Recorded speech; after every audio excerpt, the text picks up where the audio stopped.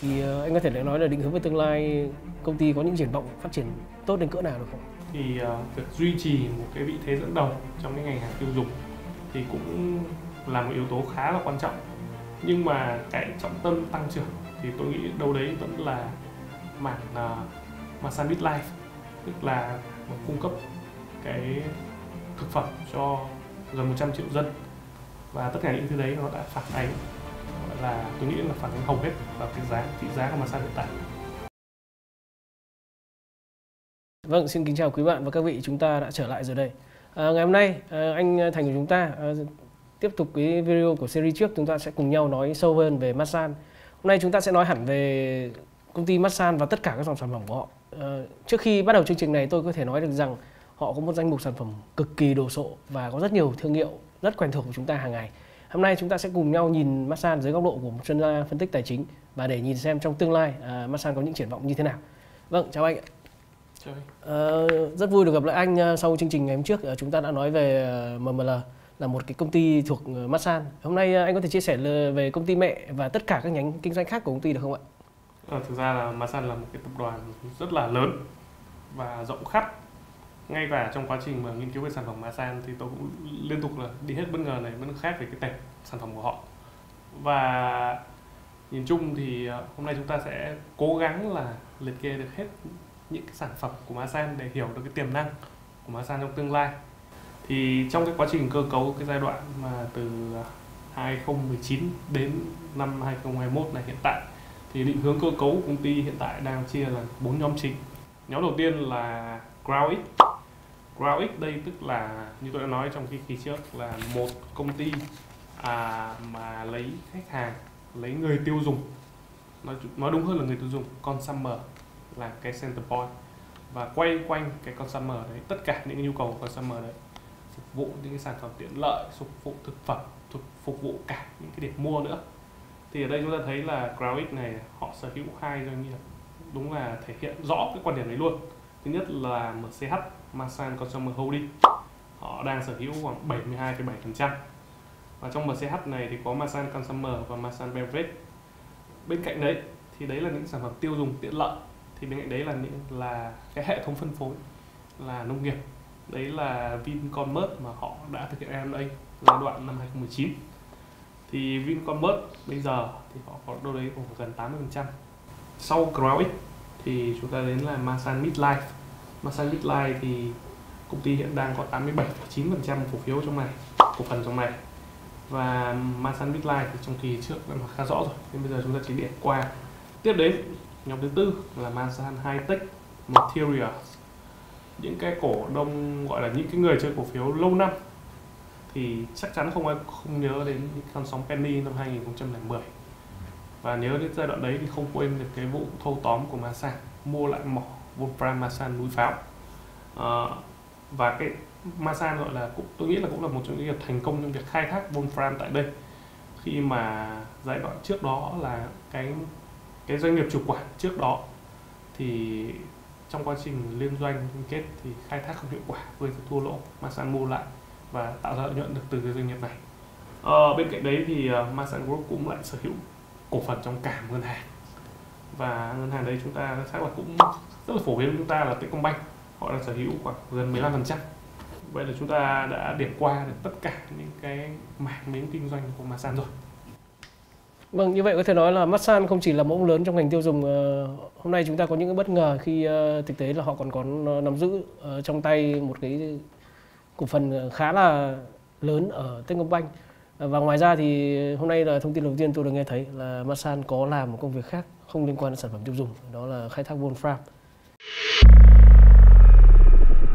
Vâng, đầu tiên và cũng là thân thiện nhất với chúng ta có thể cùng nhau điểm qua những sản phẩm, các dòng sản phẩm quan trọng nhất của Masan Consumer, nghĩa là những sản phẩm tiêu dùng.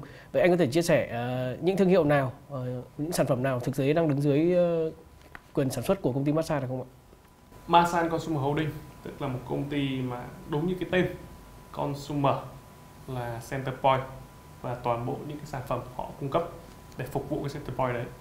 Thì ở đây chúng ta có thể thấy những cái gọi là những cái sản phẩm mà rất là gần gũi với chúng ta. Chinsu, tương ớt Chinsu, gọi là sản phẩm dominate thị trường tương ớt hiện tại. nước mắm Nam Ngư, nước mắm Tam Thái Tử, hay là đến mì ăn liền Omachi Kokomi. Rồi sau đấy mới đến đồ uống đóng chai như kiểu cà phê Wake Up 247, Compact Cherry, hay là gọi là những cái sản phẩm khá là ấn tượng khác như là nước tăng lực khổ vằn. Vâng, đó là chúng ta đang bàn về các sản phẩm của thương hiệu Masan Consumer. Vậy còn những công ty khác ở trong cùng tập đoàn thì sao ạ? Anh có thể chia sẻ thêm về công ty, ở đây chúng ta có nói đến một chuỗi siêu thị.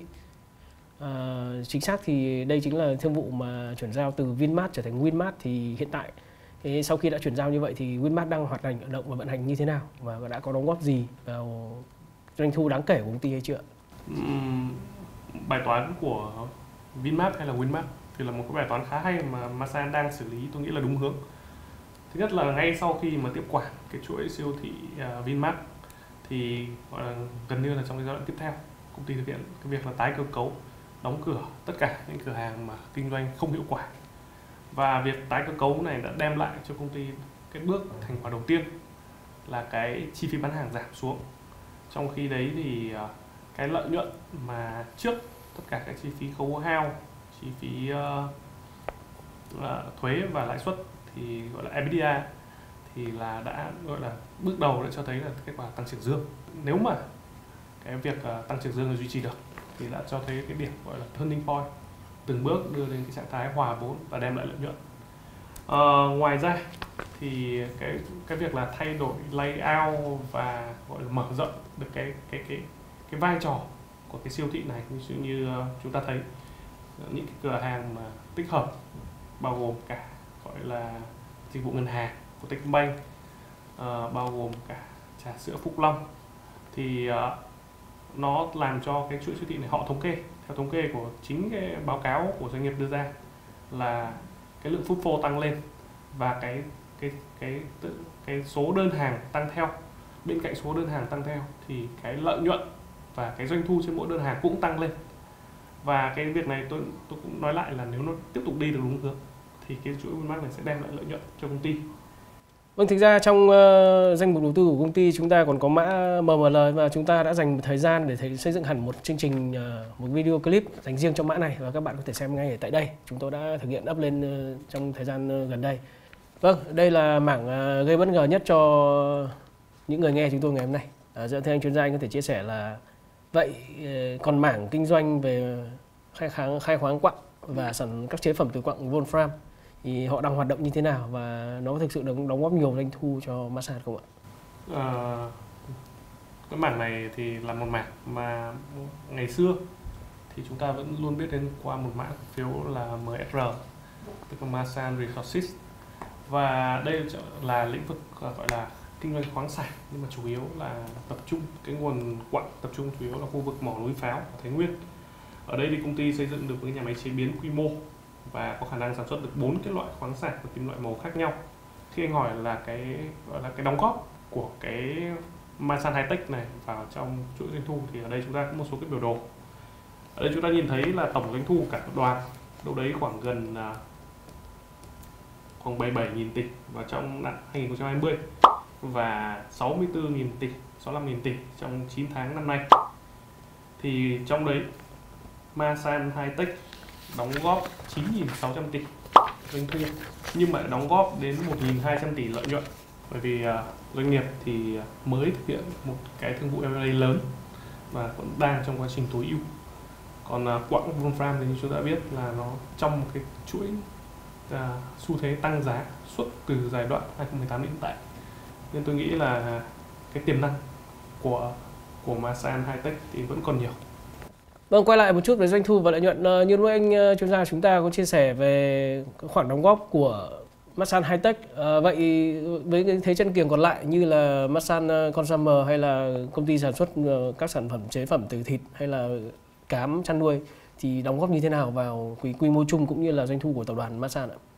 Thì như chúng ta thấy ở đây là trong 64.000 tỷ của 9 tháng đầu năm 2021 thì phần còn lại đương nhiên là chia đều cho Masan Consumer và Masan Midlife, cũng như là phần ở đây đến từ chuỗi siêu thị Vincommerce, và một phần ghi nhận từ hoạt động của Techcombank. Thực ra thì chúng ta thấy là đối với một chuỗi cửa hàng tiện lợi hay là một chuỗi siêu thị nhỏ thì cái việc là doanh thu lớn ở đây như là khoảng 1 tỷ đô thì là chuyện dễ hiểu. Tuy nhiên thì cái biên lợi nhuận của những cái gọi là hệ thống phân phối này thì nó không cao, bởi vì bản chất nó chỉ là gọi là một điểm trung chuyển hàng hóa trong một cái chuỗi mắt xích phân phối thôi. Nên là tiềm năng và trọng tâm của Masan vẫn đến từ Masan Consumer Holding và Masan Midlife. Còn đối với Wincommerce thì chúng ta có thể kỳ vọng là trong một ngày tương lai thì doanh nghiệp đem lại lợi nhuận.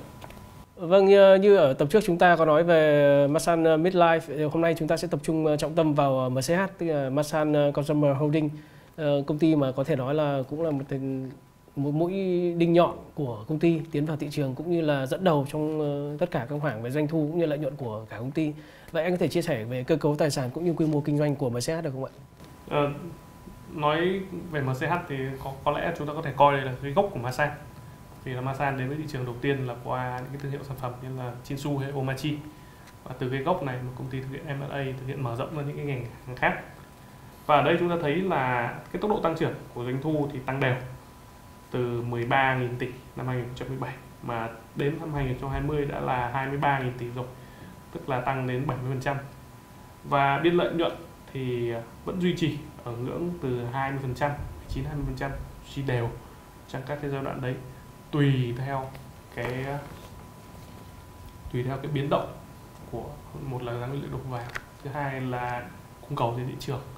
Tuy nhiên thì tôi nghĩ là biên lợi nhuận này thì vẫn là một cái biên lợi nhuận mà đáng được trân trọng và cũng thể hiện được cái năng lực lãnh đạo cũng như là cái khả năng tối ưu trong cái chuỗi phát triển của công ty. Ở đây chúng ta hiểu là một công ty đang mở rộng một cái chuỗi sản phẩm liên tục này, xong lại M&A liên tục, thì cơ cấu tài sản của Masan Consumer Holding đương nhiên sẽ thể hiện một cái đòn bẩy ở mức độ nào đấy. Và trong giai đoạn 2019 đến 2020 thì tỷ trọng đòn bẩy tăng dần lên từ 39,4% đến hiện tại là lên đến 45%, tức là tăng nhẹ.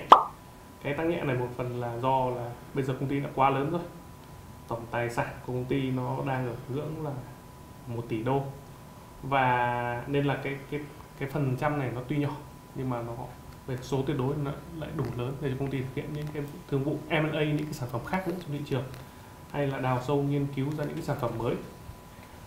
Tuy nhiên thì cái cơ cấu tài sản, cái tỷ lệ nợ này thì hoàn toàn nằm trong khả năng kiểm soát của công ty, bởi vì là chúng ta hiểu một cái rất rõ ràng rằng là những cái sản phẩm như là nước mắm Chinsu, mì tôm Omachi, tương ớt thì nó vẫn có một cái doanh số, gọi là một cái thị phần rất lớn ở trong thị trường, và cái việc tiêu dùng của những cái sản phẩm này là gần như không thể dừng lại.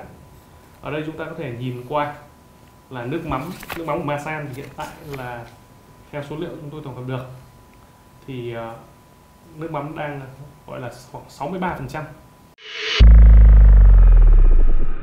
Thì anh có thể nói là định hướng về tương lai công ty có những triển vọng phát triển tốt đến cỡ nào được không ạ? Thực ra thì nếu mà nhìn vào những cái con số về tăng trưởng của chung của cả thị trường thì có thể thẳng thắn khẳng định rằng là những cái thị trường cho cái thực phẩm tiện lợi hay là nước chấm hay là gia vị nó đang ở ngưỡng bão hòa, tức là tăng trưởng cả thị trường một năm chỉ đâu đấy từ 2-3% là cùng. Tuy nhiên thì theo cái chiến lược phát triển của Masan thì họ lại bắt đầu là chia nhỏ những cái gọi là danh mục sản phẩm của họ ra, phục vụ đến nhiều nhóm khách hàng hơn, đặc biệt là những cái sản phẩm premium cho nhóm khách hàng mà có thu nhập cao và có yêu cầu cao đến sản phẩm. Thì chúng ta vẫn thấy là công ty vẫn duy trì cái tốc độ tăng trưởng nhất định trong 2020 2021. Vì thế tôi nghĩ là Masan Consumer Holding vẫn là trọng tâm và vẫn là cái nguồn tiền gọi là lớn nhất của Masan trong cái giai đoạn sắp tới. Và bởi thị trường chung họ không tăng trưởng, thị trường chung cả cái nền thị trường không tăng trưởng nhiều, nên là dù công ty đã nỗ lực tối ưu thì cái tốc độ tăng trưởng đâu đấy nó sẽ giảm xuống trong giai đoạn tiếp theo 2021 2025, và công ty sẽ phải đi vào những cái danh ngạch và những cái ngành hàng khác để thứ nhất là tối ưu được chuỗi giá trị của chính Masan Consumer Holding, thứ hai là mở ra những cái miền đất mới, những cái đại dương xanh khác nữa. Chính vì vậy anh có thể chia sẻ là từ những cái áp đảo thị phần của mảng Consumer Holding này thì đóng góp chung tổng thể vào tập đoàn Masan Group, thì chỉ số tài chính của Masan Group thì đang diễn ra như thế nào đúng không ạ? Thì chúng ta thấy là đầu tiên là thị giá của cổ phiếu thì liên tục tăng, và theo đấy là vốn hóa cũng tăng lên theo, thì nó cũng phản ánh được cái niềm tin của thị trường và cổ phiếu của Masan. Bởi vì là ngành hàng tiêu dùng của Masan thì thực sự là không liên quan đến một cái con sóng nào trong giai đoạn hiện tại, như là bất động sản hay là ngân hàng hay là chứng khoán hay là thép, và nó là chỉ thể hiện được cái niềm tin thuần túy của nhà đầu tư cũng như là các cái quỹ và tổ chức lớn đánh giá.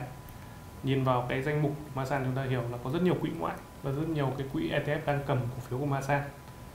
Ngoài ra thì ở một cái tập đoàn mà đa ngành như Masan, thực sự là quá đa ngành và có danh mục sản phẩm rất rộng lớn, thì việc mà cố gắng phân tích các cái chỉ số tài chính của tổng thể của Masan thì nó không đem lại nhiều ý nghĩa, bởi vì nó là một cái tổng của rất nhiều cấu phần khác nhau, và chúng ta luôn luôn phải cố gắng là đi vào từng cái ngành hàng một, từng cái công ty con một.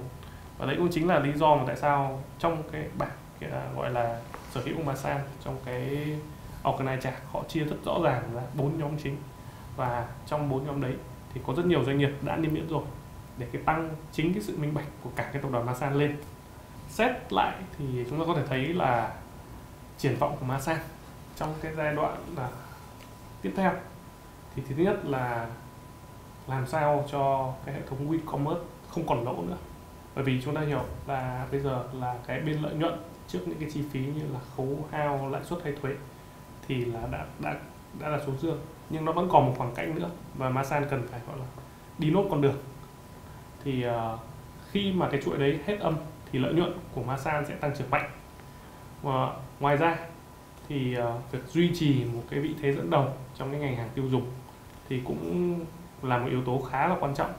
Nhưng mà cái trọng tâm tăng trưởng thì tôi nghĩ đâu đấy vẫn là mảng Masan Midlife, tức là một cung cấp cái thực phẩm cho gần 100 triệu dân.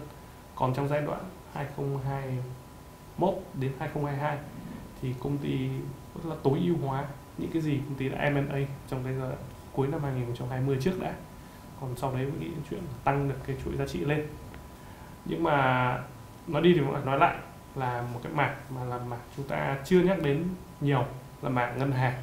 Công ty chỉ sở hữu 15% nhưng mà lợi nhuận của Techcombank trong 2020 và 2021 thì đều tăng trưởng rất tốt.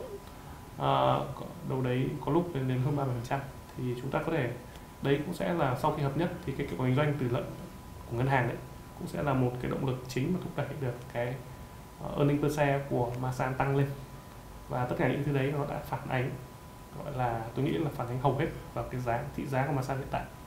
Vâng, từ những phân tích của anh chuyên gia của chúng ta thì có thể nhận thấy được rằng nếu như Masan có thể duy trì được những gì họ đang dẫn đầu hiện tại và tối ưu hóa những gì mà họ còn đang dang dở thì tương lai rất rộng mở với Masan Group. Vâng, xin cảm ơn các bạn đã theo dõi chương trình này của chúng tôi và hẹn gặp lại quý bạn và các vị vào các chương trình sau. Chúng ta sẽ có nhiều mã chứng khoán thú vị khác sẽ được anh chuyên gia chia sẻ từ góc nhìn tài chính, góc nhìn sâu và cả định hướng cũng như là triển vọng tương lai. Vâng, xin chào các bạn.